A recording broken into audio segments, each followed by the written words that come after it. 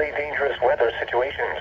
Specially built receivers will automatically activate to warn of impending weather hazards. The weekly test of the NOAA radio warning alarm will normally be conducted by the National Weather Service on every Wednesday between 11 a.m. and noon. If severe weather is occurring or possible, the test will be postponed to the next good weather day. The warning alarm is activated for weather warnings and selected watches, hazards, and special non-weather events that affect the following counties: San Luis Obispo, Santa Barbara, Ventura, and Los Angeles counties and adjacent coastal waters.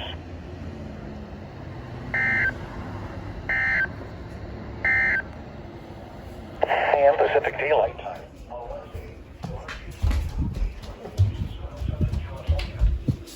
Downtown Los Angeles, it was mostly sunny.